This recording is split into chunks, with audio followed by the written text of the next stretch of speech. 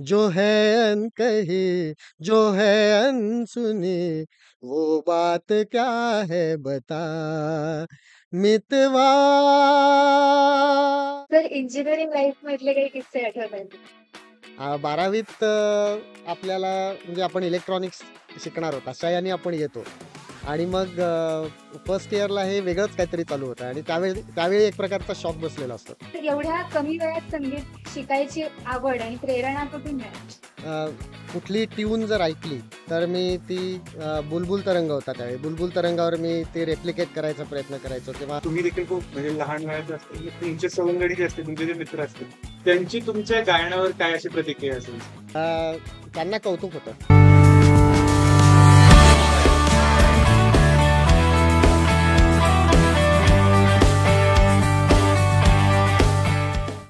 आ, पंचतुंड नररुंड मालधर, पंचतुंड नररुंड मालधर, पार्वतीश आदिनमितो,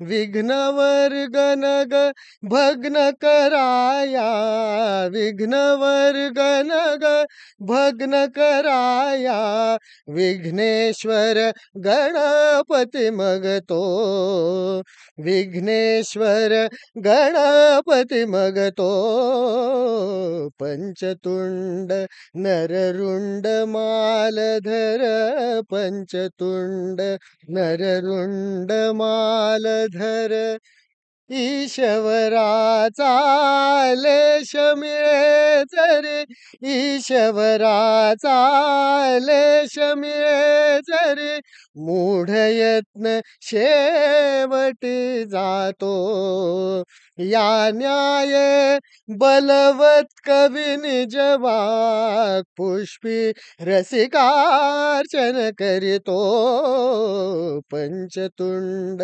नररुंड मालधर, पंचतुंड नररुंड मालधर. नमस्कार, मी श्रुती मोरे. आणि मी प्रेमराज. पिक्टोरियल परिवारातर्फे पिक्टोपॉड्सच्या पहिल्या पॉडकास्टमध्ये आपल्या सगळ्यांचं मनापासून स्वागत करतो. आज आपल्या बरोबर आहेत एक प्रसिद्ध गायक पंडित भीमसेन जोशी यांचे शिष्य आणि आनंद गंधर्व या नावाने जगविख्यात Anand Bhate sir. Hello hello, नमस्कार. सर, या पॉडकास्टद्वारे आपण तुमचा पूर्ण प्रवास आम्ही जाणून इच्छितो, अगदी बालपणापासून ते आतापर्यंत. आणि आपण बालपणापासूनच चालू करूया. तुम्हाला खूप कमी वयात स्टेजचा अनुभव मिळाला, तुम्ही परफॉर्मन्सेस केले. तर एवढ्या कमी वयात संगीत शिकायची आवड आणि प्रेरणा कुठून मिळाली? आमच्या घरीच गाणं होतं, गाण्याचं वातावरण होतं. कारण माझे पणजोबा भाटेबुवा म्हणून प्रसिद्ध होते. ते स्वतः उत्तम गायक होते, उत्तम नट होते. त्यांची स्वतःची नाटक मंडळी होती आणि संगीत नाटकाची आपली परंपरा खूप पूर्वीपासूनची आहेच. तर त्यांची स्वतः स्वतः ते संगीत नाटकात काम करायचे, गायचे. त्या आणि पणजोबा हे माझे बालगंधर्वांचे समकालीन होते. त्यामुळे बालगंधर्वांचा प्रभाव त्यांच्या गाण्याचा, त्यांच्या गायकीचा प्रभाव आमच्या घरी अनेक पिढ्या चालत आलेला आहे. आणि त्याच्यामुळे हे संगीताचं वातावरण होतंच.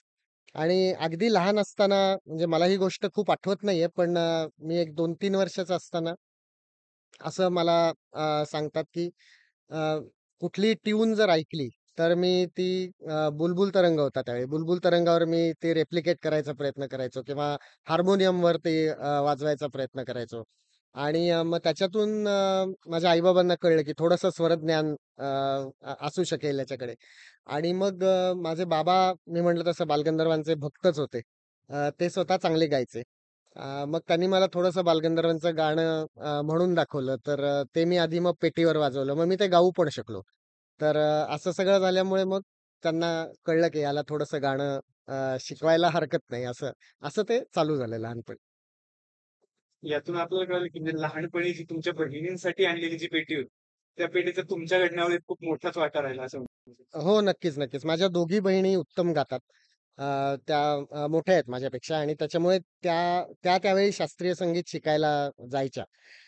आणि त्यांच्यासाठी म्हणून बाबांनी पेटी आणली आणि म्हणजे ती मजेदार गोष्ट आहे. कारण पेटी जेव्हा आणली, तर म्हणजे मी लहान होतो त्यावेळी. तर त्याच्यामुळे त्या पेटीला हात लावून मी मोडीन म्हणून बुलबुल तरंग आणला. त्यामुळे ते पेटी हे त्यांच्या रियाजासाठी होतं माझ्या बहिणींच्या. बुलबुल तरंग मला खेळण्यासाठी होतं. तर पण असं झालं की मी बुलबुल तरंगाबरोबरच पेटीही वाजवायला लागलो आणि बहिणींचाही माझ्या खूप मोठा वाटा आहे याच्यात. त्या दोघी बहिणी आणि अ, वडील हे माझे संगीतातले अगदी पहिले लहानपणचे गुरु आहेत असं म्हणलं तरी चालेल. तर त्याच्यामुळे त्या हार्मोनियममुळे अ, सुरुवात झाली आणि घरच्यांना कळलं की मला काहीतरी असू शकेल, संगीताचा कान असू शकेल असं. आणि 10 वर्षांचे असताना तुम्हाला आनंद गंधर्व ही एक मिळाली. तर त्यामागची काही गोष्ट आहे का? अ, ते जसं मी संगीत शिकायला लागलो म्हणजे फॉर्मली आधी बाबांनी मला शिकवलं. मग माझे पहिले गुरु चंद्रशेखर देशपांडे. त्यांनी मला बालगंधर्वांची गाणी फॉर्मली मी त्यांच्याकडे मग शिकायला जायला लागलो. आणि त्याच बरोबरीने यशवंतबुवा मराठे यांच्याकडे मी शास्त्रीय संगीत शिकायला लागलो. कारण कुठलंही गाणं म्हणायचं म्हणलं तर शास्त्रीय संगीत येणं गरजेचं आहे. तर त्याच्यामुळे मग जसं-जसं मी शिकायला लागलो तसे थोडे-थोडे, छोटे-छोटे कार्यक्रम माझे व्हायचे त्यावेळी आणि काही इन्फॉर्मल मैफिली व्हायच्या आणि 10 वर्षाचा असताना माझ्या 2 आपण म्हणू शकतो मोठ्या मैफिली झाल्या. अखिल भारतीय नाट्य परिषदेच्या पुण्यात एक आणि मुंबईत एक असं त्यांचा काहीतरी अॅन्युअल फंक्शन, अॅन्युअल त्यांचा प्रोग्राम असायचा. तर त्याच्यामध्ये मी दोन्हीकडे गायलो. आणि त्यावेळी हा आनंद गंधर्व उल्लेख पहिल्यांदा केला गेला. मुंबईच्या कार्यक्रमाचं समीक्षा जी लिहितात तर त्याच्यात लोकप्रभामध्ये त्यावेळेचे समीक्षक होते नाडकर्णी म्हणून. तर त्यांनी हा आनंद गंधर्व हा उल्लेख पहिल्यांदा केला. आणि मग त्याच नावानी दूरदर्शनवर माझा एक कार्यक्रम झाला. अ, आणि त्यावेळी दूरदर्शनचा एकच चॅनल होता. आणि मग त्यामुळे ते नाव तसं घराघरात पोहोचलं आणि ते आनंद गंधर्व हे नाव फेमस झालं. म्हणजे बालगंधर्वांची मी गाणी त्यावेळी गायचो. त्याच्यामुळे ती गंधर्व गायकीतली गाणी म्हणून मग ते आनंद गंधर्व असं म्हणलं गेलं त्यावेळी. खूप लहान लहान वयापासून तुम्हाला स्टेज लिहिणे वगैरे अशा काळात तुम्हाला स्टेज फिअर वगैरे असे कुठले प्रसंग आले का तुमच्या अ, ते कसं होतं, की आपण खूप लहानपणीच जर एखादी गोष्ट करायला लागलो ना, तर त्याची भीती वाटत नाही. हं. तर तसंच थोडंसं माझ्या बाबतीत झालं, की स्टेज फिअर हे काय असतं हे कळण्याच्या आधीच मी कार्यक्रम करायला लागलो होतो. तर आणि हे संगीतातच नाही, कुठल्याही कलेमध्ये किंवा कुठल्याही इव्हन मला वाटतं स्पोर्ट्समध्ये पण हे ॲप्लिकेबल आहे, की लहान वयातून जेवढं आपण सुरुवात करतो, तेवढी त्या गोष्टीची भीती वाटत किंवा भीती हे कळतच नाही. अशा वयातच ते सुरू झालेलं असतं. त्याच्यामुळे तसं स्टेज फ्राईट असा मला फॉर्च्युनेटली कधी अनुभव नाही आला. अ, पुढे मग खूप म्हणजे मोठं झाल्यानंतर सवाई गंधर्वसारख्या खूप मोठ्या स्टेजवर तुम्ही जेव्हा पहिल्यांदा गात असता, तेव्हा थोडंसं एक दडपण येतं. पण ते एक प्रकारचं म्हणजे पॉझिटिव्ह दडपण असतं. अशी स्टेज फिअर म्हणता येणार नाही त्याला. तर एक चांगलं दडपण अशा वेळी येऊ शकतं. काही अशा चुका झाल्या तर म्हणजे त्या वेळी सांभाळून घेणे किंवा ते कधीपासून ते आपल्यातच असं येत गेलं. ते हां, परत तो नॅचरल परत लहानपणापासून गायल्याचा तो फायदा आहे असं मी म्हणेन, की तसं नाही वाटलं. या बाबतीत आता तुम्ही प्रश्न विचारल्यावर मला एक मजेची गोष्ट अशी आठवते, की जेव्हा मला अगदी मी शिकायला सुरुवात केली होती देशपांडे गुरुजींकडे. तर अगदी सुरुवातीला मग कधी-कधी ते जे सांगायचे ते मला गाता यायचं नाही, जेव्हा सुरुवात होती त्यावेळी किंवा अ, अड्ढा किंवा पंजाबी असे अवघड काही ठेके असतात. तर त्याच्यातली गाणी यायला थोडासा ते तालाचं जजमेंट एक यायला थोडासा वेळ लागतो. तर त्यामुळे कधी-कधी ते सांगतील ते लगेच यायचं नाही गाताना. तर त्यावेळी खूप लहान वय असल्यामुळे मी रडायला लागायचो. आणि तर पण सरांनी ते खूप सांभाळून घेतलं. म्हणजे त्यांना एक लहान मुलाला कसं शिकवायचं हा त्यांचा म्हणजे माझे दोघंही गुरु मी आत्ता जे उल्लेख केले, देशपांडे गुरुजी आणि मराठी गुरुजी. तर त्या दोघांनी खूप चांगलं माझ्याकडनं लहानपणी ते करून घेतलं. तर त्याच्यामुळे अशा चुका ऑफकोर्स व्हायच्या. स्टेजवर फॉर्च्युनेटली अशी कधी फार वेळ त्यावेळी आली नाही. आणि इन जनरल आपण जेव्हा लाईव्ह मैफल म्हणतो, तेव्हा थोड्याशा चुका आपण त्याला 19-20 काइंडचं म्हणतो. तर तसं थोडंफार होत असतं मध्ये आणि म्हणूनच ते लाईव्ह असतं आणि त्याला प्रयोग म्हणतात किंवा प्रत्येक मैफल हा एक वेगळा प्रयोग, स्वतंत्र प्रयोग असतो. तर पण त्याच्यातनंच आपण शिकत असतो आणि ते थोडंफार इकडे-तिकडे झालं तर ते सांभाळून कसं घ्यायचं एक्सपिरियन्सनी मग समजतं हळू तर तुम्हाला तुमचं पहिलं बक्षीस आठवतंय? अ, मी जे आता अखिल भारतीय नाट्य परिषदेच्या कार्यक्रमांचा उल्लेख केला. तर त्याच्या आधी मी लोकांना माहिती नव्हतो. कारण अशा मोठ्या प्रमाणावर मी कधी गायलो नव्हतो. तर अ, अ, ते ते तिथे खूप गर्दी होती त्या कार्यक्रमाला. अनेक दिग्गज लोकं आलेले होते. तर त्यांच्यासाठी ते थोडंसं एक सरप्राईज होतं, की वयामुळे, बेसिकली वयामुळे. त्यावेळी मी म्हटलं तसं मी 10च वर्षाचा होतो. आणि बालगंधर्वांची गाणी 10 वर्षाचा मुलगा गातो हे एक अप्रूप त्यांना आणि तो एक प्रकारचा सुखद धक्का होता. ज्यांनी बालगंधर्वांना ऐकलं होतं, ज्यांना ती गायकी आवडायची.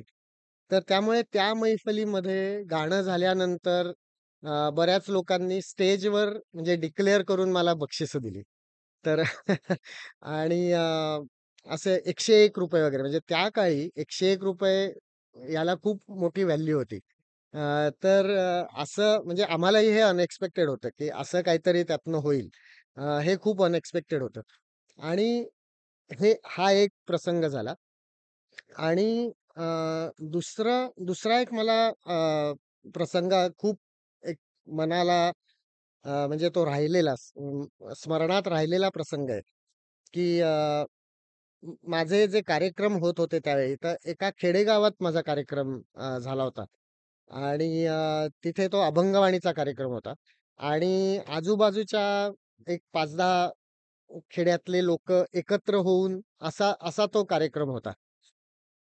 आणि त्यावेळी गाणं झाल्यानंतर अ, ते जे ते जे श्रोते होते ते अतिशय संगीताची आवड होती त्यांना, पण ते असे वेल टू डू नव्हते. म्हणजे ते असे प्रोबॅबली काही-काही त्यातले लोकं रोजंदारीवर काम करणारे किंवा असे लोकं होते.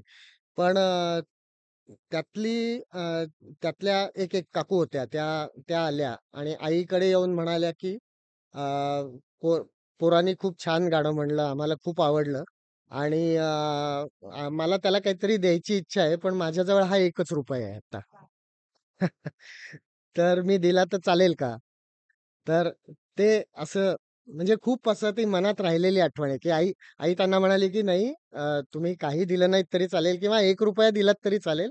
त्याचं मोल खूप मोठं आहे. म्हणजे तुम्ही ज्या भावनेने ते देताय, तर ते खूप मोठं आहे." तर ही ही अशी काही-काही आठवणी खूप मनात घर करून राहिलेल्या आहेत. ते कलाकारही आणि ते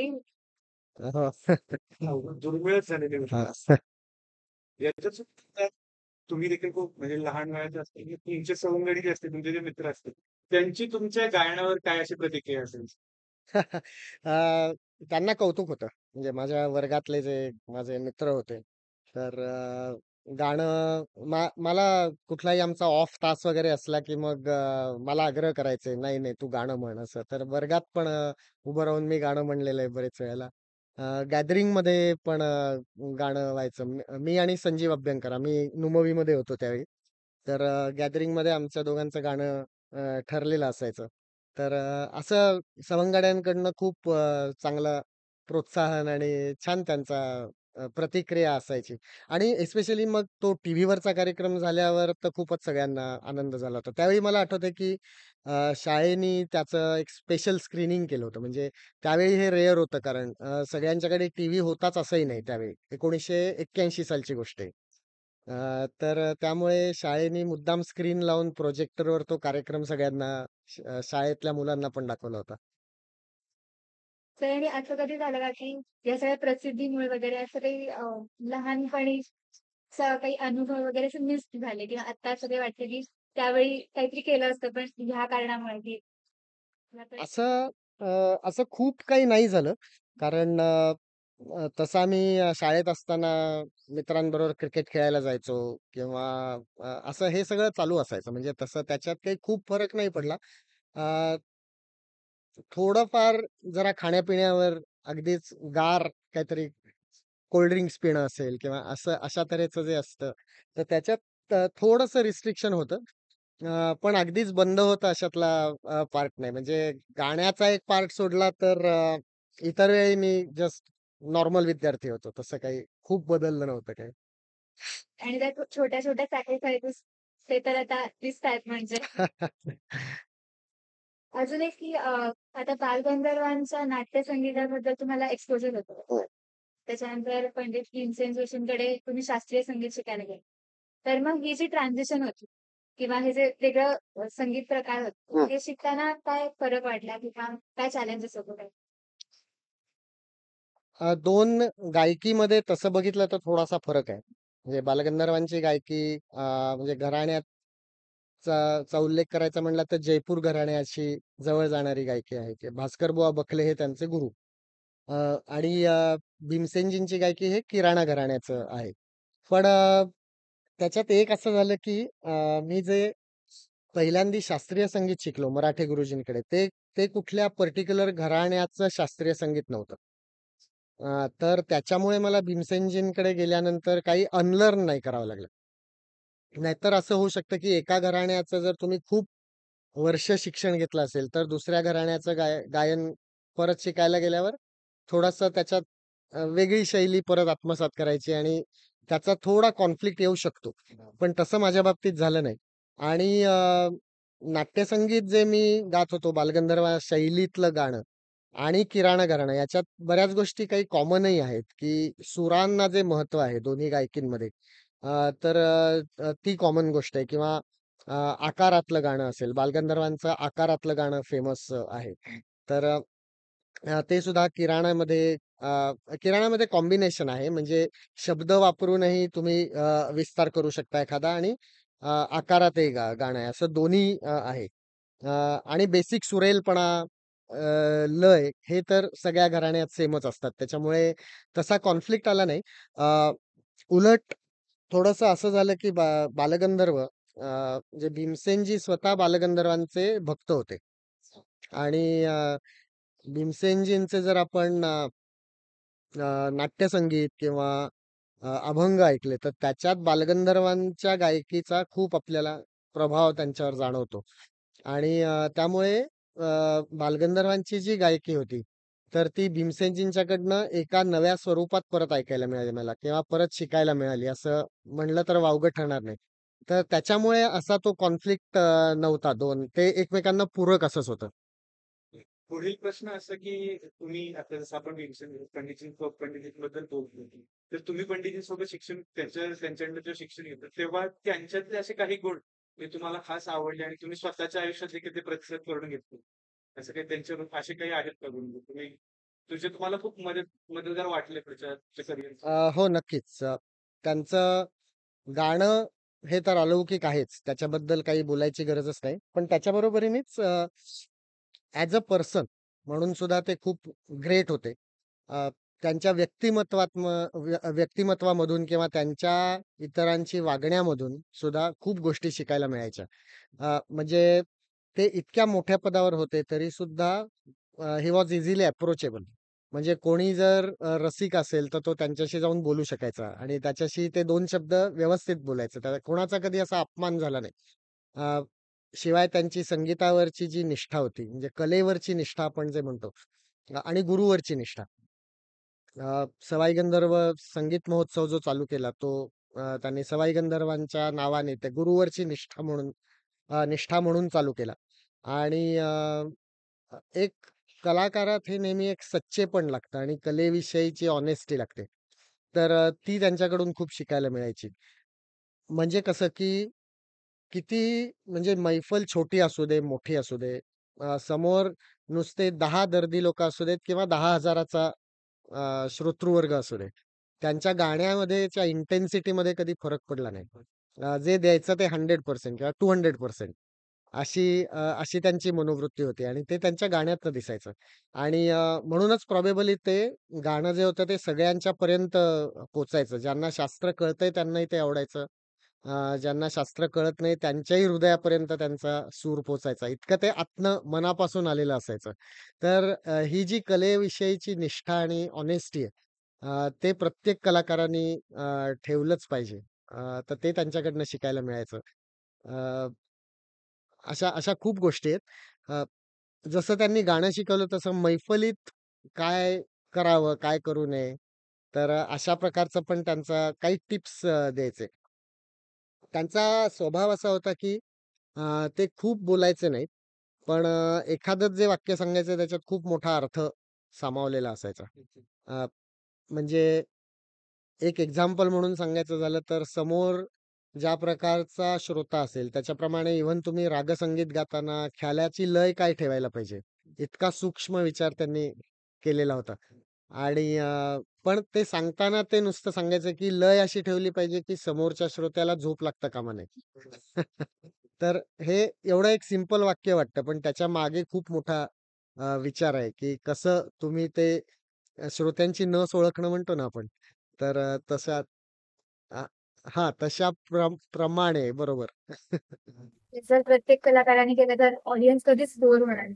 हो, खरं आहे. म्हणजे कारण कसं आहे शास्त्रीय संगीताबद्दल एक प्रकारचा माइंड ब्लॉक असतो बऱ्याच वेळा श्रोत्यांच्या मनात, की हे काहीतरी खूप क्लिष्ट आहे, खूप अवघड आहे आणि मग त्याच्यामुळे त्या वाटेलाच जायला नको. असं एक होऊ शकतं. पण एक्सक्यूज मी. परंतु पंडितजींचं गाणं असं होतं, की त्यातला जो शास्त्र डायल्यूट न होता प्रेझेंटेशन कसं करायचं, की जे सगळ्यांना आवडेल. तर त्याच्यामुळे त्यांचं गाणं ऐकायला येताना लोकं असा विचार करायचे नाहीत, की हे शास्त्रीय आहे, मला कळत नाही. ते इझिली सगळ्यांच्या पर्यंत पोहोचायचं. कनेक्ट करू शकतो. हां. तर मग अशा टाइमला जेव्हा तुम्ही त्यांच्यासोबत त्यांच्या अंडर शिक्षण घेताय, अशा वेळेस कधी त्यांची मी कुठेतरी चुकेल किंवा काहीतरी अशी कधी भीती वगैरे जाणवली का तुम्हाला? अगदी सुरुवातीला थोडंसं दडपण होतं. परंतु कसं झालं, की त्यांनी माझं गाणं लहानपणी ऐकलेलं होतं आणि त्यावेळी पण त्यांनी कौतुक केलं होतं खूप. अ, अ, कारण मी म्हटलं तसं बालगंधर्व हे त्यांचंही एक श्रद्धास्थान होतं आणि त्याच्यामुळे एक भेट झालेली होती. अगदीच असं नव्हतं, की मी पहिल्यांदाच भेटतोय त्यांना, असं नव्हतं. अ, परंतु ॲज अ गुरु ते खूप अंडरस्टँडिंग होते. जेवढे ग्रेट गायक होते, तेवढेच ग्रेट गुरु होते. त्यामुळे तसं दडपण कधी आलं नाही. म्हणजे ते जर काही सांगत असतील, शिष्याला आलं नाही, तर ते परत-परत म्हणून दाखवायचे. अ, येईपर्यंत म्हणून दाखवायचे. म्हणजे असं नाही, की मी इतकं सांगतोय तुला येत नाही. असं असं चिडका स्वभाव नव्हता त्यांचा. त्यांना एकाच चीड जर कुठली असेल, तर कोणी जर प्रामाणिकपणे ते प्रयत्न नसेल करत किंवा शिकण्याकडे लक्ष न देता उगीचच इतर गोष्टींकडे लक्ष असेल, तर तशा गोष्टी त्यांना आवडायच्या नाहीत. प्रामाणिकपणे प्रयत्न जर करत असेल शिष्य, तर मग त्यांचं परत-परत किती वेळा ते सांगायला तयारी असायची. तेव्हा गुरु-शिष्य परंपरा जेव्हा होती, तेव्हाचे जे मोठे असे गायक हं. असायचे, ते शक्यतो शिष्य निवडताना त्यांची परीक्षा घ्यायचे. तर तुमची अशी काही परीक्षा घेतलेली का? भीमसेन जोशी? परीक्षा म्हणजे मी जेव्हा पहिल्यांदा गेलो त्यांच्याकडे त्यावेळी मराठे गुरुजींनी जे शास्त्रीय संगीत शिकवलं होतं ते मी गाऊन दाखवलं त्यांना. अ, आणि माझ्यावर लहानपणापासून तसाही म्हणजे भीमसेनजींच्या गाण्याचा एक प्रभाव होता शिकायला जाण्याच्या आधी सुद्धा. तर ते मी गाऊन दाखवलं त्यांना. मग त्यांनी एक गोष्ट मला सांगितली, की "मी शिकवीन तुला, पण प्रोग्राम्सच्या पाठीमागे लागायचं नाही, पूर्ण तालीम झाल्याशिवाय." अ, तर हे म्हणजे आणि ते खूप चांगल्यासाठी होतं हे नंतर विचार केल्यावर मला कळलं. कारण आधी मी म्हटलं तसं मी लहानपणी काही-काही प्रोग्राम्स करायचो. तर त्यांची अशी इच्छा होती, की पूर्ण तयारी झाल्याशिवाय शास्त्रीय संगीतामध्ये उगीचच कार्यक्रमांच्या मागे लागून अर्धवट हाल्फ कुक्ड नॉलेज जे असतं, तर ते लोकांसमोर नको यायला. अ, तर तसं त्यांनी सांगितलं. दुसरी गोष्ट म्हणजे त्यांनी आवाजाचा रियाज परत एकदा माझ्याकडनं करून घेतला. म्हणजे ती सॉर्ट ऑफ एक परीक्षा परीक्षा घेतल्यासारखं होतं. कारण मी शिकायला सुरुवात केल्यानंतर जवळ-जवळ 1.5-2 वर्ष नुसता आवाज लावणे, मंद्र सप्तकात आकाराचा किंवा ओंकारामध्ये साधना करणे, ओंकार साधना, तो रियाज करणे एवढंच चाललं होतं 1.5-2 वर्ष. तर त्याच्यात म्हणजे 2 उद्देश होते त्यांचे, की एक तर आवाजाची तयारी नीट शास्त्रीय संगीताला जशी ती परत एकदा त्यांनी म्हणजे मराठी गुरुजींकडे झाली होती, पण त्यांनी परत एकदा ती आवाजाची तयारी करून घेतली आणि कदाचित याचा पेशन्स राहतोय की नाही हे बघण्याचाही त्याच्यात एक उद्देश असू शकतो. पण ते फार गरजेचं होतं. अक्षरशः म्हणजे आम्ही जेव्हा तुमच्याबद्दल माहिती जेव्हा आम्ही विचारत होतो किंवा गोळा करत होतो, त्यामुळे आम्हाला कळालं की पंडितजींनी तुम्हाला पहिले 6 महिने फक्त 6 लावायला हो, सांगितलं. हो. की याच्या थ्रू आपण म्हणतो की त्यांचा त्यांच्या शिष्यांकडचा दृष्टिकोन किंवा त्यांना जी म्हणजे बनवायची एखादी तुम्ही ते किती मन लावून एखादी गोष्ट बनवतात एखाद्या हो. माणसाला देखील म्हणतो की हां. याच्यात देखील आपल्याला कळून येतं. हो, खरंय, खरंय आणि शास्त्रीय संगीतात इन जनरल हा पेशन्स लागतोच. म्हणजे आता जे विद्यार्थी आहेत किंवा जे शिकायला सुरुवात करतायत, तर त्यांच्या दृष्टीने पण ही गोष्ट खूप महत्त्वाची आहे, की अ, ते म्हणजे अनेक महिने सुराचा रियाज करणे, नंतर गुरु जे सांगतोय, एखादा राग शिकवत असेल, तर त्या मार्गाने चालत राहणे. तर ही खूप जरा पहिल्यांदा वेळखाऊ प्रोसेस आहे ही सगळी.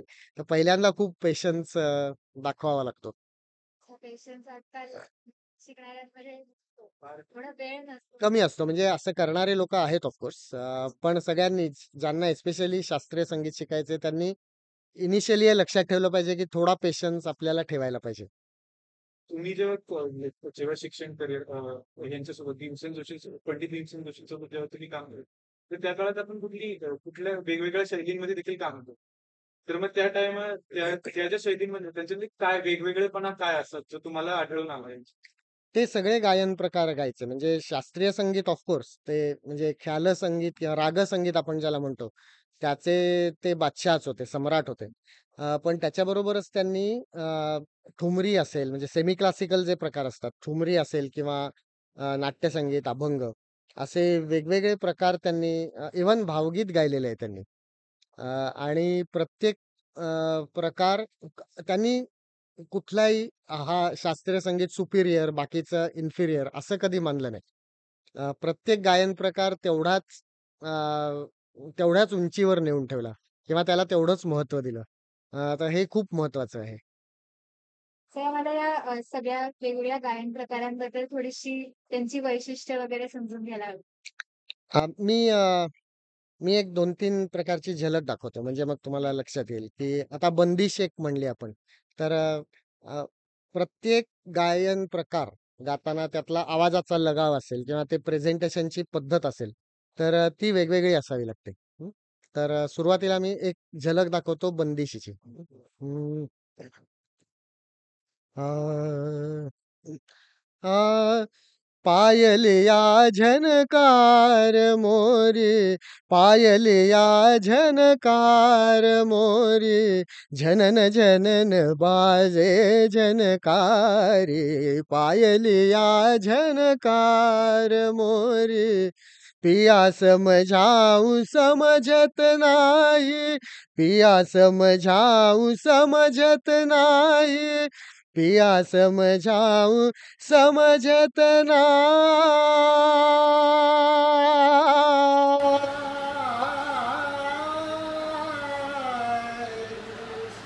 समझा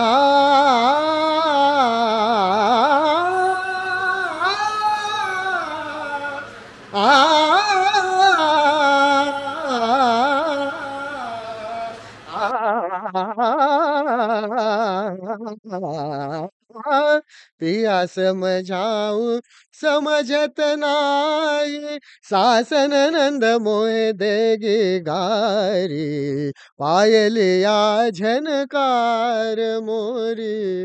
आता ही पूर्या धनाश्री रागातली बंदिश आहे. तर रागसंगीत किंवा बंदिश आपण जेव्हा गात असतो त्यावेळी त्यातलं पूर्या धनाश्री रागाचं स्वरूप पुढे यायला पाहिजे. त्याला तिथे महत्त्व असतं. पण हेच जर आपण एखादं भावगीत गात असू, तर त्यातल्या शब्दांना जास्त महत्त्व आहे. त्यातल्या ज्या भावना आहेत, शब्दांच्या भावना आहेत, म्हणजे बऱ्याच लोकांना माहिती नाही, पण "सखी मंद झाल्या तारका" हे जे गाणं आहे, की जे पुढे बाबूजींच्या म्हणजे सुधीर फडकेंच्या आवाजात त्याची रेकॉर्ड निघालेली आहे. पण इनिशियली ऑल इंडिया रेडिओवर हे भीमसेनजींनी पहिलं गायलं होतं.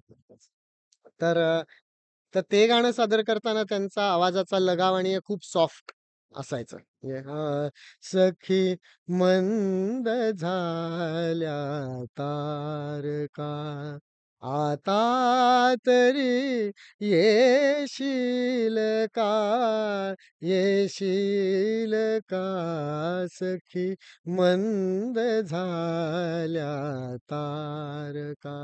हा हा आवाजाचा लगाव आता आधी मी गायलो बंदिश त्याच्यापेक्षा वेगळा आहे. तर हे असं खूप लक्षात ठेवावं लागतं किंवा त्यांनी अ, अभंग गायले. त्या ते त्याच्यात जो भाव आहे, भक्ती आहे, तर त्याला जास्त महत्त्व आहे. म्हणजे त्यांचा एक गाजलेला अभंग जो आहे, माझे माहेर पंढरी. तर त्याची एक झलक जर आपण बघितली. अ, माझे माहेर पंढरी, आहे भिवरेच्या तीरी, आहे भिवरेच्या तीरी. ओ माझे माहेर पंढरी, माझे माहेर पंढरी, माझे माहेर पंढरी, आहे भिवरेच्या तीरी. एका जनार्दनी शरण, एका जनार्दनी शरण, एका जनार्दनी शरण, एका जनार्दनी शरण, करी माहेरची आठवण, करी माहेरची आठवण, करी माहेरची आठवण. ओ माझे माहेर पंढरी, आहे भिवरेच्या तीरी. यातला भाव अजून वेगळा आहे. असं त्यामुळे वेगवेगळे प्रकार असतात त्याच्यात वेगवेगळ्या प्रकारे त्याचं प्रेझेंटेशन हे होत असतं. असं जे माझ्या गावाकडे जसे काही कोकणी वाजतात, हां. त्याचे गाणे आहेत. हो. त्यावेळेस मी हे गाणं खूप वेळा ऐकलंय. पण बरोबर. तुमच्या मधून ते खरंच इतका विचार करतात एखाद्या गोष्टीमागे मला हां. हे आपण आता खूप गोष्टी पंडित भीमसेन जोशींबद्दल ऐकल्या. पण तुमचे जे आधीचे 2 गुरु होते, तर त्यांच्याकडून काही तुम्ही उचललेल्या गोष्टी? हां. अ, त्यांनी पण खूप म्हणजे मी स्वतःला भाग्यवान समजतो, की मला खूप सगळे गुरु खूप आदरणीय आणि चांगले मिळाले. खूप प्रेमाने आणि मनापासून त्यांनी मला शिकवलं. मी मगाशी म्हणलं तसं मी चंद्रशेखर देशपांड्यांच्याकडे गेलो त्यावेळी खूप लहान होतो.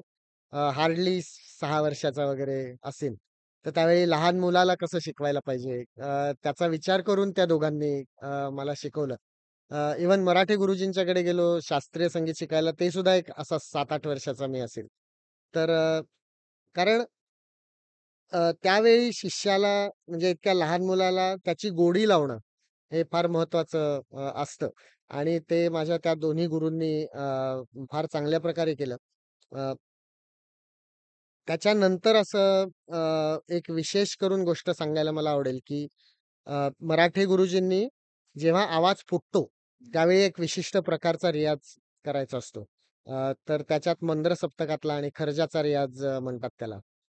तर ती एक फेज असते ती खूप महत्वाची असते. म्हणजे त्याच्यात अ, अ, पुरुषाचा आवाज नेहमी जेव्हा फुटतो त्यावेळी तो त्याची स्केल जी असते ती खाली येते आणि मग तो परत सेटल होतो. तर हे एक ट्रान्झिशन फेज जवळ-जवळ 3 ते 4 वर्षांची असते. तर त्यावेळी तो ट्रिकी पिरियड असतो. कारण आपण लहानपणी गात असतो आणि नंतर मग आवाजाचं हे जेव्हा ट्रान्झिशन चालू असतं, त्यावेळी सडनली आवाज चिरकणे किंवा थोडासा ब्रॉड होण्याची ती प्रोसेस चालू असते. तर तेव्हा जर नीट तालीम मिळाली नाही, नीट रियाज केला नाही, तर तो आवाज परत नीट सेट होत नाही. तर तो एक धोका असतो त्याच्यात. तर त्या काळात मराठी गुरुजींनी फार चांगल्या प्रकारे माझ्याकडनं करून घेतलं तो सगळा रियाज. आणि देशपांडे गुरुजींनी ऑफ कोर्स सगळी बालगंधर्वांची गाणी त्यातली गायकी ती शिकवली. त्याच्यामुळे खूप मी म्हणलं तसं भाग्यवान आहे मी. आणि त्यावेळी तुमच्याबरोबर तुमच्या वयाचे पण कोणी असायचे का सगळ्यात मोठे? नाही मी एकटाच जायचो. म्हणजे बरोबरीने म्हणजे शिकणारे त्यांचे बाकीचे होते शिष्य. पण माझ्या बरोबर असं कोणी नव्हतं. माझं 1 टू 1च असायचं. हां. आपण आता बघतो तर पंडितजींबद्दल जर आपण बोलतो तर हे सगळे तुमच्या कॉलेजचे दिसत. हो. असा किस्सा कळून आला. कॉलेज 12वीच्या दरम्यान मला 103% मार्क पडले. या सांगा. काय तुम्ही बराच रिसर्च केलाय असं दिसतंय मला. हां, तर ते असं होतं की पी-सी-एम म्हणजे फिजिक्स, केमिस्ट्री, मॅथ्स अशा त्या ग्रुपच्या मार्कांवर इंजिनिअरिंगची ॲडमिशन असायची. आणि त्याच्यात 12वी मध्ये मी इलेक्ट्रॉनिक्स माझा व्होकेशनल कोर्स होता. आणि त्याच्यामुळे त्याच्यात काहीतरी अमुक एक मार्क पडले तर ते 5% त्याच्यामुळे वाढायचे. तर त्याच्यामुळे मला पी-सी-एम ग्रुपमध्ये जवळ-जवळ 98% होते. आणि हे 5 मिळून ते मग 103% झाले. अ, संगीत आणि अकॅडमिक्स दोन्ही सांभाळून सगळं दोन्ही इतकं चांगलं ठेवणं खरंच खूप. आमच्या आमच्या घरी दोन्ही वातावरण होतं. म्हणजे जसं गाण्याचं वातावरण होतं, तसंच अकॅडमिक्सचंही चांगलं वातावरण होतं. माझी आई मॅथ्सची प्रोफेसर होती. आणि त्याच्यामुळे खूप लहानपणापासून तिने मला गणिताची गोडी लावली होती. तर त्याच्यामुळे हे सगळं पुढे सोपं गेलं. कारण म्हणजे तुम्हाला सगळ्यांनाच माहिती आहे, की गणिताची एकतर एक्स्ट्रीम तुम्हाला आवड असू शकते किंवा एक्स्ट्रीम नावड, तिरस्कार असू शकतो. तर आईमुळे ते मला त्याची गोडी लागली. मग पुढे सायन्सही आवडलं. त्यामुळे मग दोन्ही चालू ठेवायला म्हणजे आई-वडिलांनी पण खूप प्रोत्साहन होतं त्यांचं.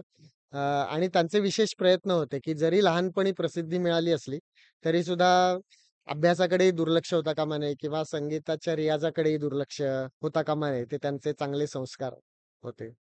तर इंजिनिअरिंग लाईफ मधले काही किस्से आठवतात?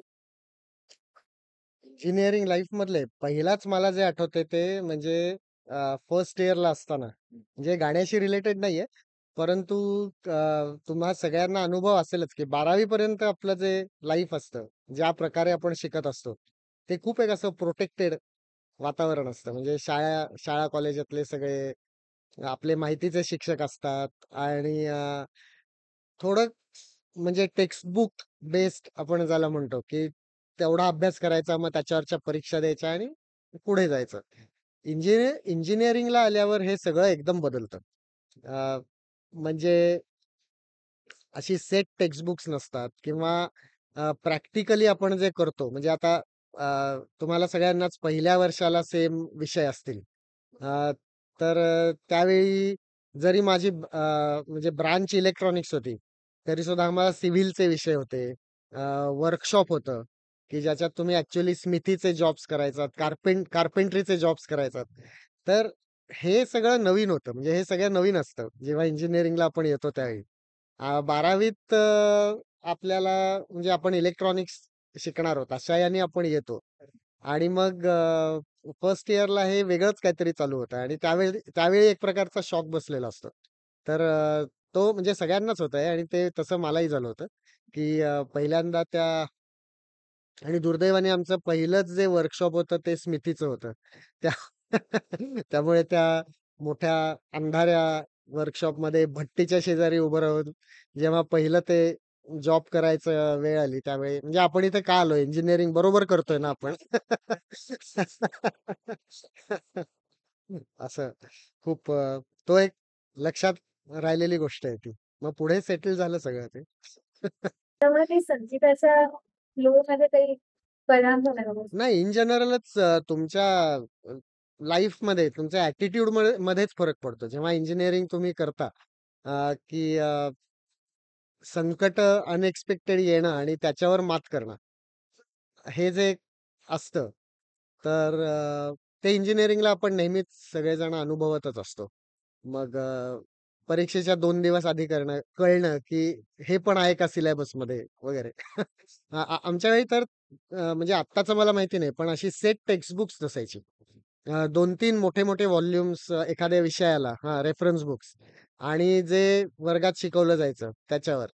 त्याच्यामुळे असे चमत्कार खूप वेळा व्हायचे, की 2 दिवस आधी 2 मित्रांनी वेगळंच काहीतरी अभ्यास केलेला असायचा आणि ते कळायचं, की हे पण आहे आपल्याला सिलेबसमध्ये.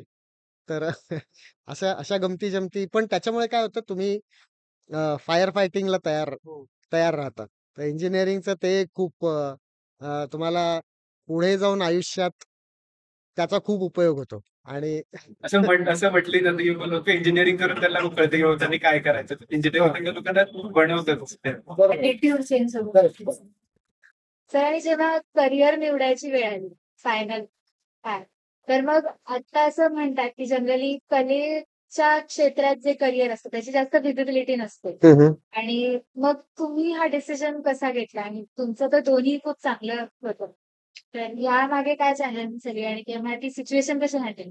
हां, त्याच्या आधी मी खूप वर्ष दोन्ही पॅरलली करत होतो आणि त्याच्यात परत मी माझ्या गुरूंचा उल्लेख करेन. टू स्टार्ट विथ भीमसेनजींनी मला दोन्ही चालू ठेवायला प्रोत्साहन दिलं होतं. अभ्यास कारण मी त्यांच्याकडे गेलो तेव्हा माझं इंजिनिअरिंग जस्ट चालू चालू होत होतं.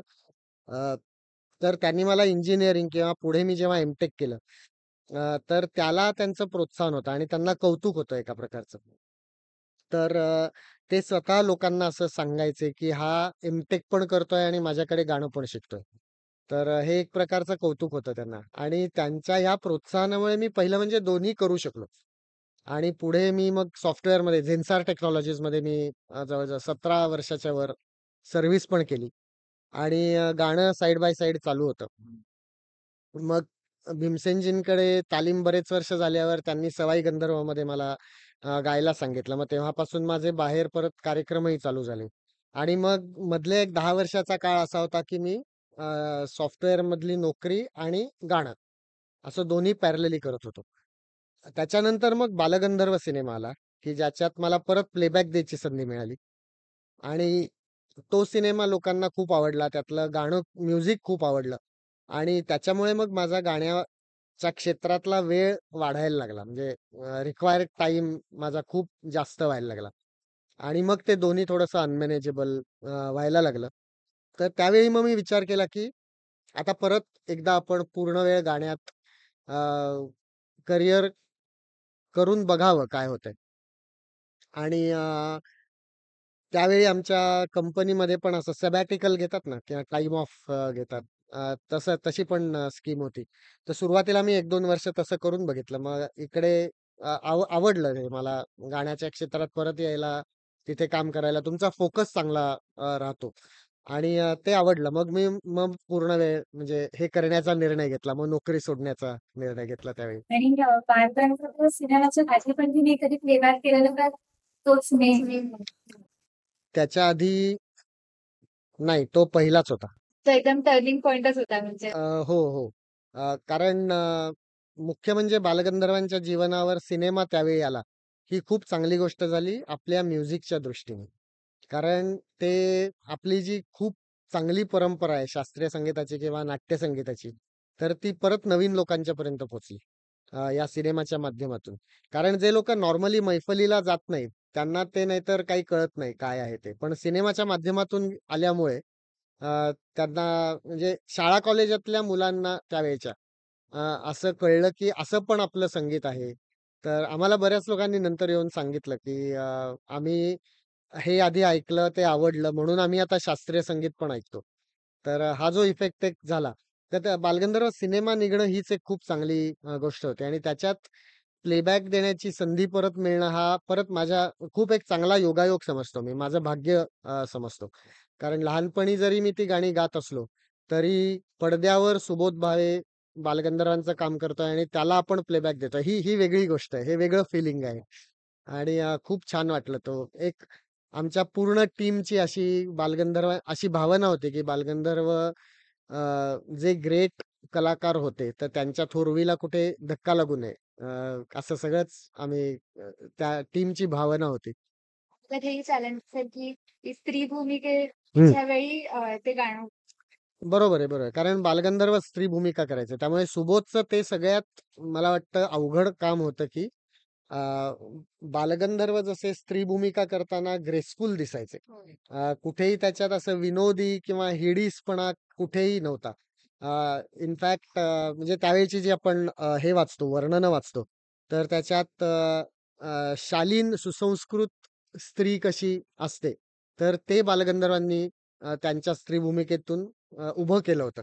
आणि ते आत्ताच्या काळात रिप्रोड्यूस करणं हे सुबोधच्या पुढचं खूप मोठं चॅलेंज होतं आणि त्यांनी ते इतक्या छान रीतीने केलं. तर त्याच्यामुळे म्हणजे तो मेन फॅक्टर होता बालगंधर्व सिनेमा सक्सेसफुल व्हायचा. आणि ते सगळ्यांना म्हणजे ज्यांनी बालगंधर्वांना बघितलंय त्यांनाही ते आवडलं आणि नवीन लोकांनाही आवडलं. तुम्ही आता मैफिली तर करताच, प्लस आता प्लेबॅकचा पण एक्सपिरियन्स तुम्हाला आलेला. तर मग त्यावेळी तुम्हाला मैफिली करणं जास्त आवडायचं का प्लेबॅक जास्त आवडायचं? दोन्हीतलं वेगवेगळी चॅलेंजेस आहेत आणि वेगवेगळी मजा आहे. असं आहे.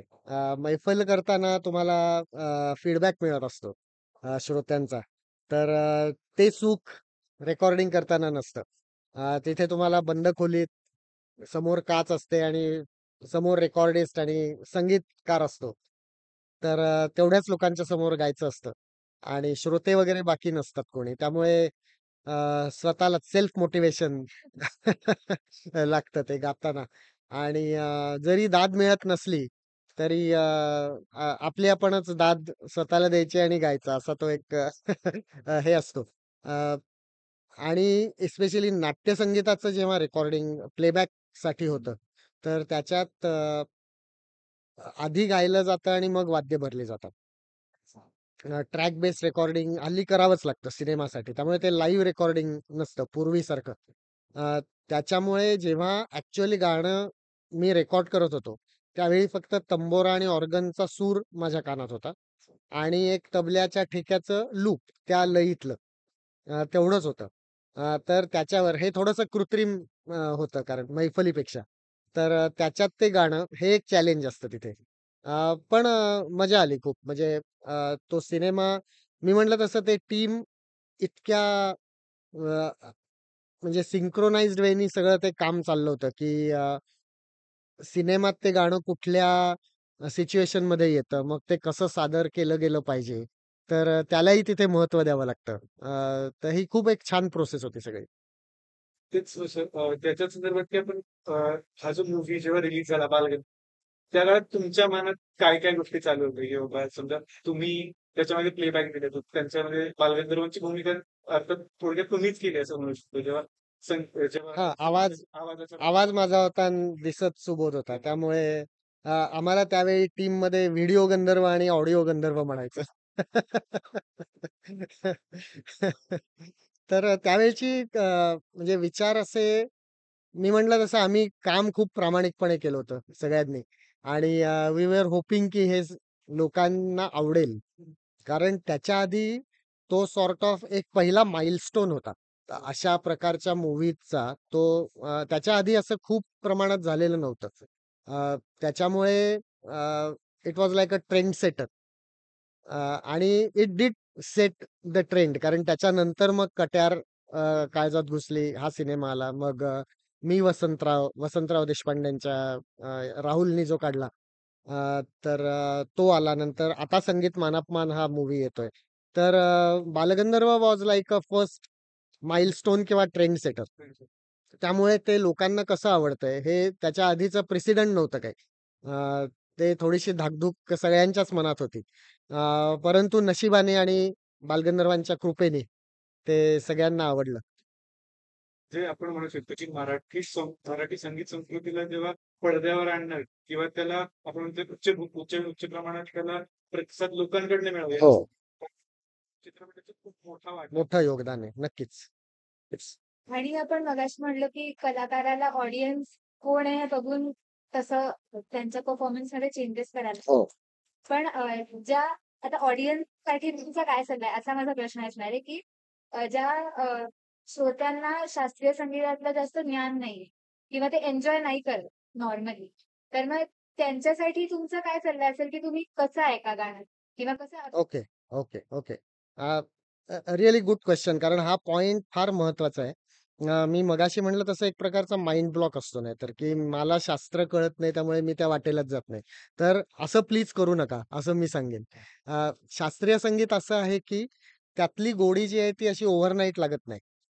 कधी-कधी रागसंगीत जे असतं स्पेशली ख्याल गायन जे आपण म्हणतो, ते कधी-कधी कंटाळवाणं वाटू शकतं सुरुवातीला. पण अशा वेळी तुम्ही मे बी नाट्यसंगीतापासून सुरुवात करू शकता किंवा अभंगापासून सुरुवात करू शकता, की जे क्लासिकल म्युझिकच आहे, परंतु थोडंसं त्याचं ललित स्वरूप ज्याला म्हणतात. की जास्त पटकन अट्रॅक्ट तुम्ही होता त्याच्याकडे किंवा जास्त अभंग म्हणलं तर त्याच्यात भक्तिभाव आहे. किंवा संगीत तुम्ही नाटक बघितलं तर त्यातलं नाट्य आणि गाणं हे दोन्ही आहे त्याच्यात. तर त्यामुळे नाट्यसंगीत, अभंग ह्या प्रकारापासून तुम्ही चालू करू शकता किंवा रागसंगीतात मध्ये सुद्धा द्रुतबंदिश असते. ते आपण जास्त रिलेट करू शकतो पटकन. अ, कारण ते नाट्यसंगीतासारखं असतं. तर तिथपासून सुरुवात करा. मग हळू तुम्हाला थोडं कमी लयीतल्या गाण्याची आवड लागत जाईल किंवा रागाचं वातावरण निर्माण जे होतं, त्याच ते एकदा समजायला लागलं, की मग हळू तुम्ही विलंबित विलंबित म्हणजे ठाय लयीतलं जे असतं, कमी कमी लयीमधलं, तर ते पण ॲप्रिशिएट हळू करायला लागतात. तर अशी ती ग्रॅज्युअल प्रोसेस आहे. त्यामुळे मेनली मी एकच गोष्ट सांगेन, की ऐकत राहा. नुसतं मला आवडत नाही म्हणून जर मी ऐकलंच नाही, तर ते कधीच होणार नाही. जसं-जसं तुम्ही ऐकत राहाल, तसं हळू ती गोडी लागत जाते. त्याची एक चांगल्या प्रकारची नशा चढत जाते आणि मग एकदा ख्याल गायन आवडायला लागलं, की मग ते इतकं आवडायला लागतं, की मग बाकीचं आवडेनासं होतं. असं असतं.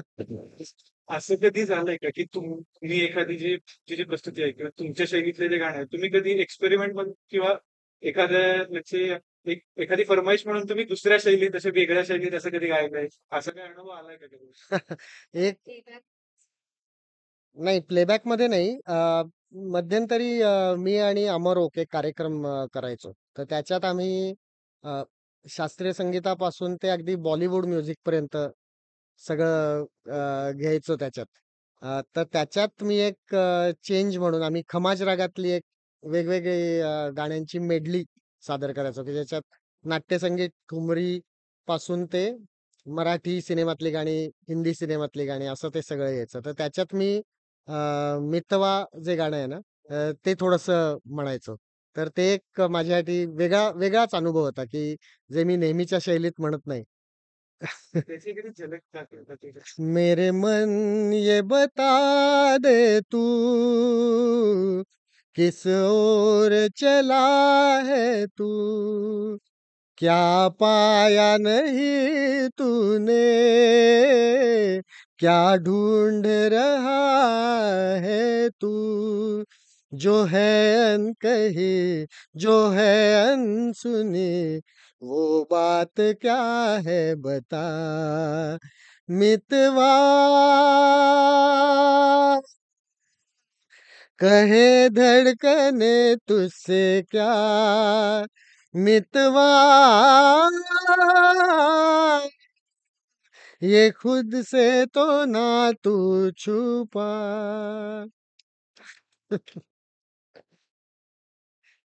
तर तो एक छान जे नेहमी आपण गातो त्याच्यापेक्षा वेगळं काहीतरी जर म्हणजे असे प्रयोग करायला चांगलंच नेहमी वाटतं कलाकाराला. आणि तुम्हाला तुमचा सर्वात जास्त आवडलेला परफॉर्मन्स आतापर्यंत? हां. असा एकच सांगणं अवघड आहे.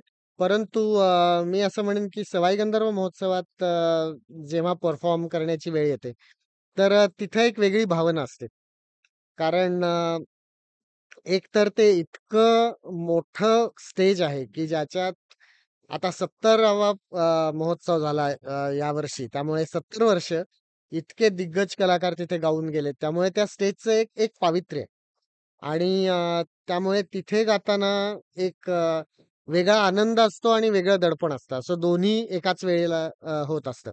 अ, माझं भाग्य असं आहे, की गुरुजींनी मला पहिल्यांदा म्हणजे तालीम झाल्यानंतर पहिलाच माझा परफॉर्मन्स सवाई गंधर्वात होता.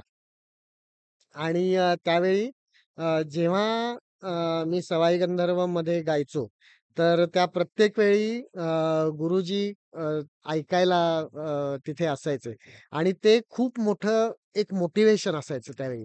अ, आता दुर्दैवाने पंडितजी नाहीयेत आपल्यात, पण ते जेव्हापर्यंत अगदी शेवटच्या वर्षी सुद्धा ते आवर्जून त्यावेळी आले होते आणि ते एक प्रकारचं खूप मोटिव्हेशन असायचं आणि तिथे गाताना ज्या भावना असतात, त्या शब्दात नाही व्यक्त करता येणार. ते खूप वेगळं फिलिंग असतं ते.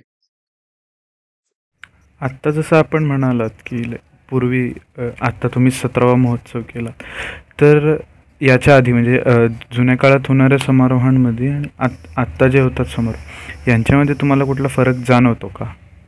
अ, आता इतके वर्ष त्याचा व्हेन्यू बदललेला आहे. कारण जे लोकं अटेंड करतात त्यांची संख्या वर्षानुवर्ष खूप वाढत गेलेली आहे. त्यामुळे मोठ्या-मोठ्या व्हेन्यूमध्ये तो एकतर महोत्सव आता व्हायला लागलेला आहे. सध्या तो मुकुंदनगरमध्ये होतो आणि तिथे खूप मोठा मंडप असतो. म्हणजे तुम्ही जर अनुभव घेतला नसलात, तर ही आवर्जून अनुभव घेण्यासारखी गोष्ट आहे, की शास्त्रीय संगीताचा महोत्सव, पण तो इतक्या मोठ्या प्रमाणावर कसा चालतो. म्हणजे भारतातलं युनिक किंवा one of the best examples असेल, की शास्त्रीय संगीताचा महोत्सव किती मोठ्या प्रमाणावर होऊ शकतो. आणि तिथलं वैशिष्ट्य असं आहे, की एका बाजूला इतके हजारो श्रोते असतात. पण त्याला त्याच वेळी एखाद्या क्लोज्ड मैफलीचं स्वरूप असतं. कारण सगळे लोकं इतक्या चांगल्या प्रकारे ते गाणं ऐकत असतात, की एखादी छोटी-छोटी काही व्हरायटी असेल तर त्याला सुद्धा दाद श्रोत्यांच्याकडनं मिळते. It's an experience one one must have. की तुम्हाला कधी इंजिनिअरिंगमध्ये मिळालेलं टेक्निकल नॉलेज जे आहे, त्याचा कधी संगीताचा डायरेक्टली उपयोग करून अ, संगीत आणि मी पुढे जे सॉफ्टवेअरमध्ये काम केलं, तर दोन्ही फील्ड्समध्ये काही-काही गोष्टी कॉमन आहेत. ते म्हणजे दोन्ही फील्ड्समध्ये तुम्हाला नवीन-नवीन शिकत राहावं लागतं सारखं. जसं सॉफ्टवेअरमध्ये नवीन व्हर्जन्स येतच असतात सारखे आणि you have to keep up with the new technology always. तसंच गाण्याच्या फील्डमध्ये की no matter how many years you put into it, it's never enough. कारण ते फील्डच एवढं व्हास्ट आहे, की म्हणजे तुम्ही एकच राग 10 वेळा गाताना तुम्हाला काहीतरी वेगवेगळं सुचत असतं किंवा तुम्ही ऐकत असता. चांगल्या कलाकारांचे सेम राग तुम्ही 10 वेळा ऐकलात, तर तुम्ही नवीन-नवीन गोष्टी त्यातनं शिकत असता. आणि हे झालं एका रागाचं. असे किती राग आहेत, असे किती गायन प्रकार आहेत आणि वेगळ्या-वेगळ्या शैली आहेत त्याच्यात. त्यामुळे तुम्ही खरंच जन्मभर विद्यार्थी तुम्हाला राहावंच लागतं आणि राहायला पाहिजे, तरच तुम्ही पुढे जाता. तुम्ही स्वतः जेव्हा खरंच विद्यार्थी होता म्हणजे इंजिनिअरिंग जेव्हा शिकत होता, तर त्या काळात तुम्ही वेळ कसा मॅनेज करायचा संगीतामध्ये आणि शिक्षणामध्ये? त्यावेळी थोडंसं टाईम मॅनेजमेंट आपण ज्याला म्हणतो ते करावं लागायचं. कारण शिक्षणात आणि पुढे मी जेव्हा सर्व्हिस करत होतो तेव्हा सुद्धा खूप वेळ दोन्हीकडे द्यावा लागतो. म्हणजे सॉफ्टवेअर हे फील्ड सुद्धा असं आहे, की खूप वेळ तिकडे द्यावा लागतो. आणि शिकत असताना इंजिनिअरिंगमध्ये सुद्धा. तर त्याच्यात थोडंसं वेळ मॅनेज करून योग्य वेळेला योग्य गोष्टींना प्रायोरिटी देणे. हे जर एक आपण मनात ठेवलं, तर मग ते शक्य होऊ शकतं. म्हणजे फॉर एक्झाम्पल जेव्हा परीक्षा आलेली असते किंवा तुम्ही सॉफ्टवेअर प्रोजेक्ट करत असताना प्रोजेक्ट डिलिव्हरीज असतात. त्यावेळी नॅचरली प्रेशर जास्त असतं. तर त्यावेळी तिथे कॉन्सन्ट्रेट करून जेव्हा मोकळा वेळ असतो त्यावेळी यू कॉम्पेन्सेट फॉर इट कलेच्या बाबतीत. म्हणजे तुम्ही त्यावेळी जास्त रियाज करा, जास्त तिकडे लक्ष द्या आणि परीक्षेच्या किंवा डिलिव्हरीच्या वेळी तिकडे जास्त लक्ष द्या. हे हे जे थोडंसं प्रायोरिटायझेशन आहे, तर ते थोडंसं मी करायचो आणि बाकी तसं विशेष काही नाही. दोन्ही मी म्हटलं तसं मला बॅकिंग होतं गुरूंचं. त्यामुळे मला ते शक्य झालं. की कधी असंही ऐकू जॉब वरून डायरेक्ट प्रोग्राम्स करायला जायला सो ह्याच्यातच एवढी लगबग असायची तर रियाज करण्यामागे म्हणजे त्या काळात रियाज कसा हां, मध्ये मी जेव्हा दोन्ही करायचो सॉफ्टवेअर आणि म्युझिक. तर त्यावेळी असं कधी-कधी करायला लागायचं. कारण वीकेंडलाच प्रोग्राम मला घेता यायचे त्यावेळी मोस्टली. आणि मग मंडे टू फ्रायडे संपवून मग डायरेक्ट प्रोग्रामला साठी प्रवास करणं आणि काही वेळा तर तिथनं येऊन डायरेक्ट ऑफिसला जाणं असं पण केलेलं आहे मी. तर ते दोन्ही करावं लागायचं. त्यात म्हणजे एक अजून एक गोष्ट जसं मी गुरूंचं बॅकिंग होतं असं मी म्हणलं, तसंच घरच्यांचंही बॅकिंग खूप होतं. कारण त्याच्याशिवाय हे करणं शक्य होत नाही. माझी मिसेस दीपाली आणि मुलगा आशुतोष. तर त्यांचंही मला त्यावेळी खूप सपोर्ट होता किंवा इव्हन मी जेव्हा पूर्ण वेळ गाणं करण्याचा निर्णय घेतला, कारण हे फील्ड अनप्रेडिक्टेबल आहे. तर सॉफ्टवेअरमधली नोकरी सोडून गाणं पूर्ण वेळ करणं, तर हाही एक थोडा रिस्की डिसिजन असू शकतो. आणि दोन्ही एका वेळी करणं याच्यात वेगळे चॅलेंजेस आहेत. या दोन्ही फेजेसमध्ये दीपाली आणि आशुतोषचा मला खूप मोठा सपोर्ट राहिलेला आहे. आणि त्यामुळे हे मला इतक्या इझिली करता आलं. मला अजून एक म्हणजे यात ऍड करायचं की मामा मला सांगत होते की त्यांनी परिवाराकडनं पण खूप इन्सिस्ट केलं होतं तुम्हाला की त्यांची तुमच्या कलेबद्दल खूप जाण होती. त्यांनी तुम्हाला खूप इन्सिस्ट केलं होतं की तुम्ही नोकरी म्हणजे गायकी फुल टाइम करावी. हां, कारण तिला माहिती होतं की माझं लहानपणापासूनचं पॅशन जे आहे ते गाणं आहे. म्हणजे सॉफ्टवेअर हे आवडायचं मला. टेक्नॉलॉजीची आवड आहे मला. फारसं आणि थोडंसं काय होतं सर्व्हिस इंडस्ट्रीमध्ये किंवा सर्व्हिस ओरिएंटेड कंपनीज ज्या असतात, तर त्याच्यात जास्त मॅनेजमेंटकडे कल पुढे वाढत जातो. तर तिथे माझा एवढा ओढा नव्हता. मला टेक्नॉलॉजी आवडायची. पण त्याच्याबरोबर माझं पॅशन हे गाणं होतं सुरुवातीपासून. तर त्यामुळे दीपालीनी मला खूप सपोर्ट केला आणि तिने मला सांगितलं, की नक्कीच तू हे करून बघ. कारण ज्याच्यात आपल्याला आवड असते किंवा पॅशन असतं, तर त्याच्यात फुल टाईम राहणं हे नेहमीच चांगलं असतं. तो फोकस चांगला असतो. त्याच्यात आपल्याला आनंद जास्त मिळत असतो. तर तिने तिने नक्कीच मला म्हणजे एन्करेज पण केलं आणि सपोर्ट पण दिला. आनंदचा आनंद त्यांनी नक्की ओळखलेला आहे. संगीताशिवाय तुमच्या कोणत्या आवडी-निवडी आहेत? मला ड्रायव्हिंग आवडतं. नंतर आता प्रोग्रामच्या निमित्ताने बरंच फिरणं होतं. तर जिथे जातो तिथल्या काही विशेष गोष्टी ट्राय करायला आवडतात खाण्यापैकी. तर त्याची आवड आहे. म्हणजे एक्झाम्पल सांगायचं झालं तर इंदोरला वगैरे प्रोग्राम असतो. त्यावेळी तिथल्या सराफ्यात जाऊन वेगवेगळे पदार्थ ट्राय करणं. तर असं वेगवेगळे क्विझिन्स आवडतात. वेगवेगळे क्विझिन्स ट्राय करायला आवडतं. अ, जेव्हा शक्य असेल तेव्हा ड्रायव्हिंग करतो मी. अगदी दरवेळीच कार्यक्रमाला जाताना करतो असं नाही. पण आवड आहे खूप. बरं. म्हणजे हे भीमसेन जोशींचे पंडितजींचे पण त्यांनाही याच्याबद्दल खूप आवडतं. ड्रायव्हिंग करण्याची त्यांनाही आवड. हो, फक्त त्यांचं असं होतं, की त्यांचं जसं सगळ्याच गोष्टी अलौकिक होत्या, आउट ऑफ धिस वर्ल्ड तसंच ड्रायव्हिंगही होतं. ते ते पुण्याहून कलकत्त्याला ड्राईव्ह करत जायचे बरं. आणि अनेक वेळा त्यांनी केलेलं आहे हे. भारतभर असे ड्रायव्हिंग ते करायचे. त्याच्यानंतर लगेच प्रोग्राम करायचे. त्यामुळे त्यांची गोष्ट वेगळी आहे थोडी. हो, त्यांनी ते ते नेहमी सांगायचे, की ते लहानपणी म्हणजे त्यांच्या तरुणपणी त्यांनी जो व्यायाम केलेला होता, ते आणि बिस्मिल्ला खां साहेब अच्छा. असं ते त्यांना मग आयुष्यभर तब्येतीला ॲक्चुअली त्यांनी मला पण सांगितलं होतं. दॅट रिमाइंड्स मी, की लहानपणी मी जेव्हा त्यांना सुरुवातीला भेटलो आणि गाणी 1-2 म्हणून दाखवली होती त्यांना. तर त्यावेळी गाण्याचं कौतुक त्यांनी केलं होतं, पण त्याच्याच बरोबर एक असं स्वतःचं मनगट दाखवलं होतं. असं मनगट झालं पाहिजे, असा व्यायाम कर. त्यामुळे त्यालाही त्यांनी खूप महत्त्व दिलं होतं. बरं. तर आता जसं तुम्ही तुमच्या तुमच्या गुरूंबद्दल नाही, तसंच तुमचे जे शिष्य आहेत, त्यांच्याकडनं तुम्हाला जे नवीन नवीन जनरेशनकडनं ज्या येणाऱ्या गोष्टी आहेत, तुम्हाला घेऊन असलेल्या नवीन गोष्टी ज्या जाणवतात, हं, हं. ते सांगू इच्छितात. नवीन जनरेशनमध्ये वेगळं काय पाहता तुम्ही? मी अजून खूप अशी शिकवायला नाही सुरुवात केली, पण 1-2 शिष्य माझे आहेत. आशिष रानडे आहेत, ललित देशपांडे आहेत.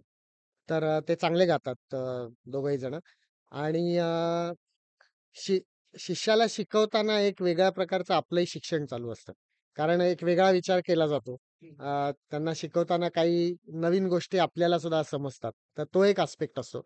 आणि नवीन पिढी म्हणजे शिष्यांकडनं किंवा इन जनरलच नवीन पिढीकडनं एक असं जाणवतं, की खूप फास्ट लाईफ झालंय.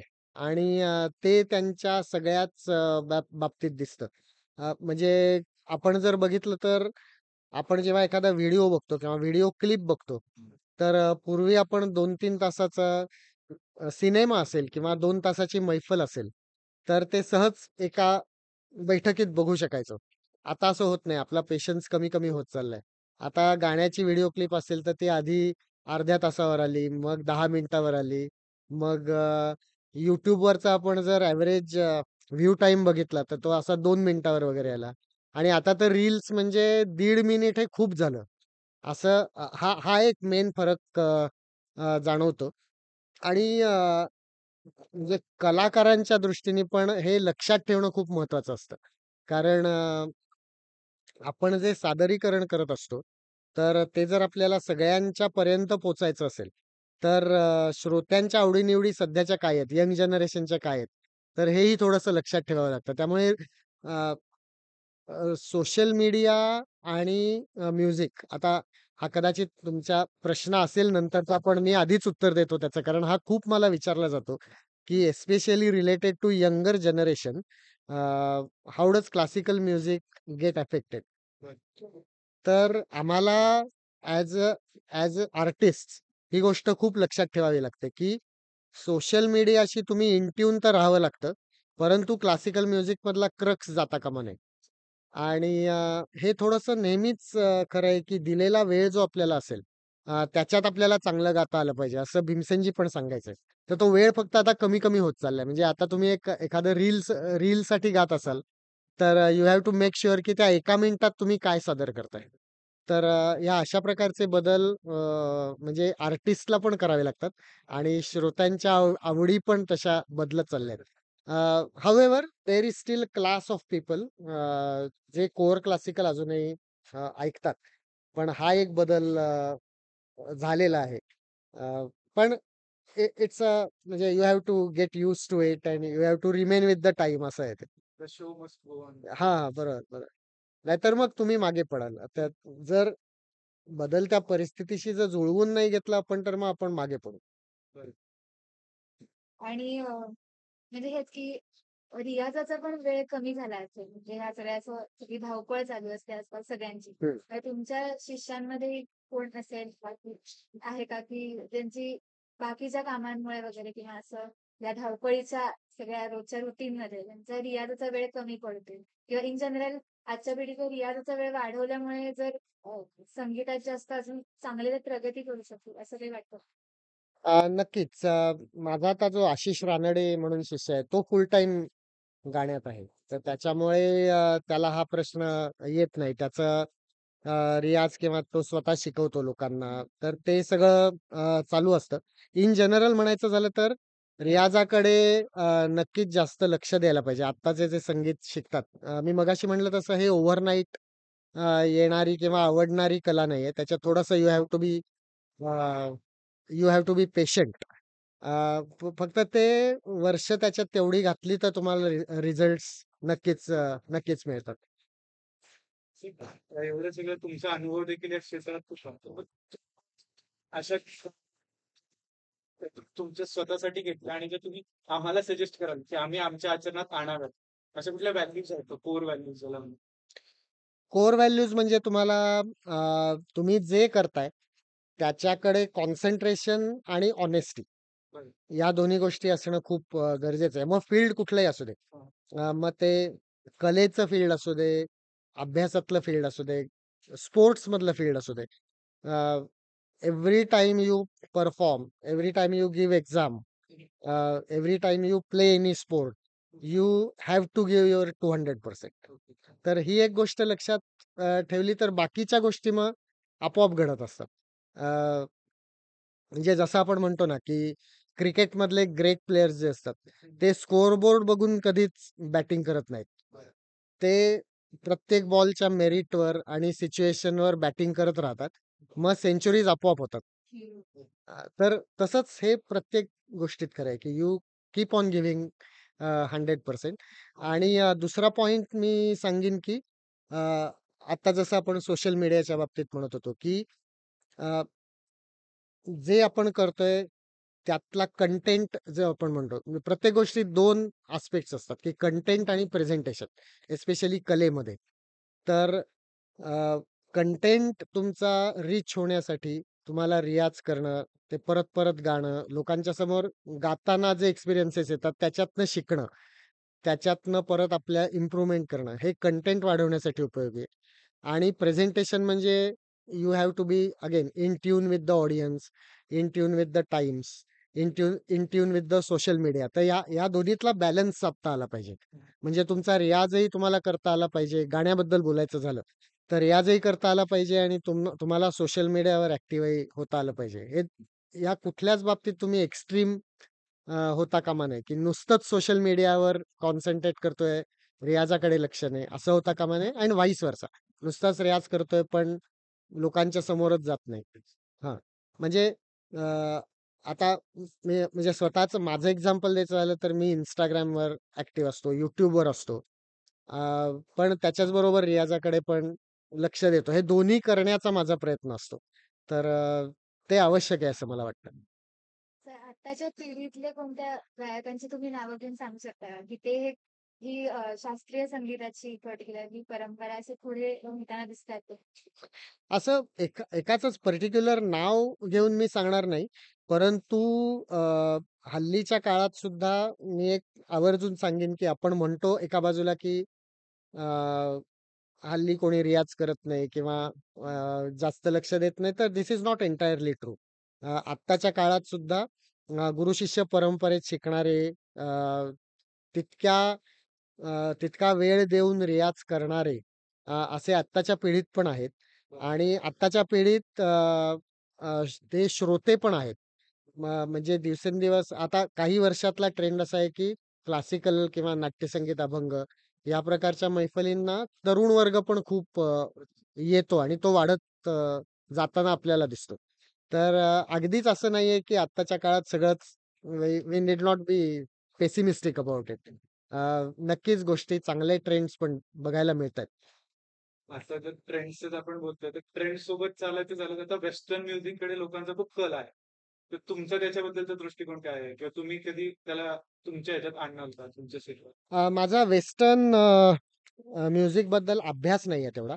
पण एक गोष्ट मला माहिती आहे ती सांगतो फक्त, की बरेच वेळेला वेस्टर्न म्युझिकमध्ये सेट म्युझिक असतं. म्हणजे ते लिहिलेलं म्युझिक जे असतं, तर ते सादर केलं जातं. मग सिम्फनीज असतील वेगवेगळ्या प्रकारच्या त्या सादर केल्या जातात आणि त्याच्यातला चांगला पॉइंट काय आहे, की जे ते कोऑर्डिनेशन असतं वेगवेगळ्या वाद्यांच्या मधलं आणि त्याच्यासाठी ज्या प्रचंड त्यांना रिहर्सल्स कराव्या लागत असतील आणि ते ॲज अ टीम तो जो एकत्र इफेक्ट साधला जातो. तर तो मला खूप आवडतो त्यातला.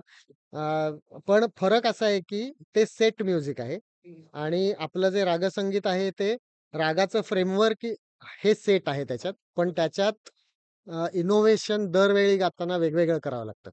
तर हा एक फरक. मी म्हटलं तसं माझा अगदी खूप अभ्यास नाहीये. पण हा एक फरक मला नेहमी जाणवतो, की एस्पेशली रागसंगीत जे आपलं आहे, ते प्रत्येक वेळी राग गाताना वेगवेगळा गातो आपण.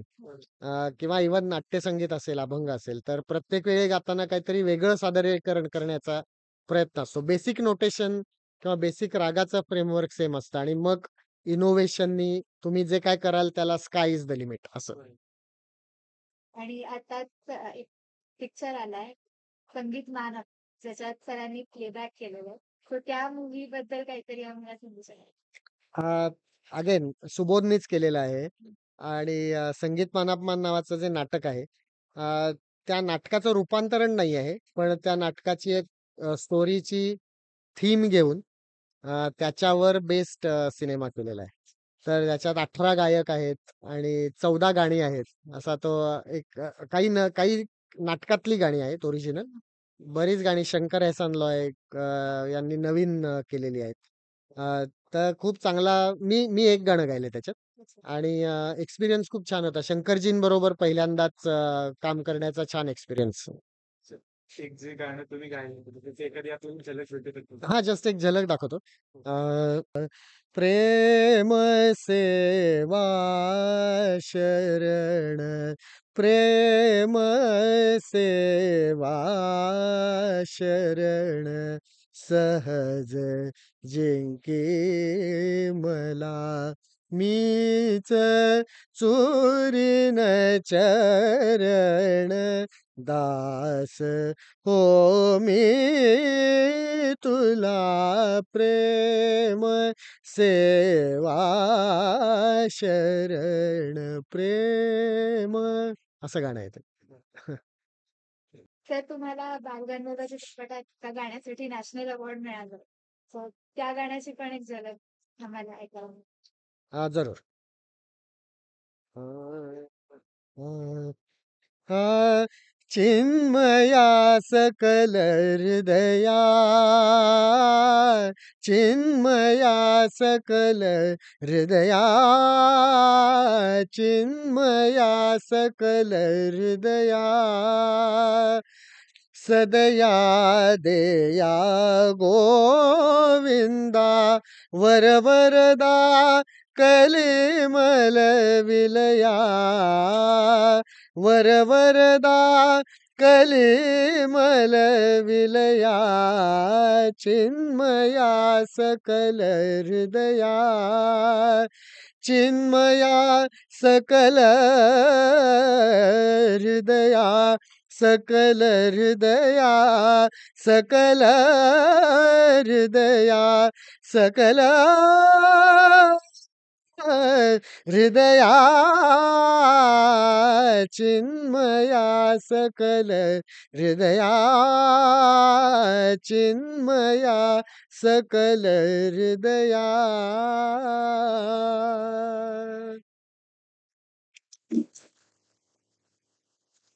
धन्यवाद सर, तुम्ही आज तुमचा वेळ आम्हाला दिला. आणि आजकालच्या पिढीला खूप प्रसिद्धी मिळवायची खूप घाई असते. पण आज तुमच्याकडून सर आम्हाला शिकायला मिळालं की आपण आपले प्रयत्न जर प्रामाणिकपणे करत राहिलो, आपलं काम प्रामाणिकपणे करत राहिलो तर यश सर मिळतच आपल्याला. Thank you. Thank you very much.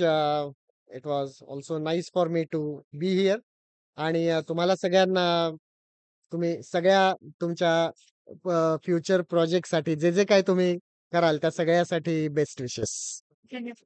तुम्हाला देखील सर तुमच्या येणाऱ्या करिअर मध्ये जे काही अडचणी असतील त्याच्यावर तुम्ही बुलंद प्रकारे वाटचाल करून पुढे झाली आम्हाला नक्कीच येस, थँक्यू. गोष्टी आहे. आणि त्याच्यासोबत तुमच्या आशीर्वादाने आमचे प्रकल्प देखील आता इथून पुढे जे काय त्याच्यासाठीही तुमचा आशीर्वाद आमच्यासाठी खूप असणार, खूप मायनस असणार. Thank you very much.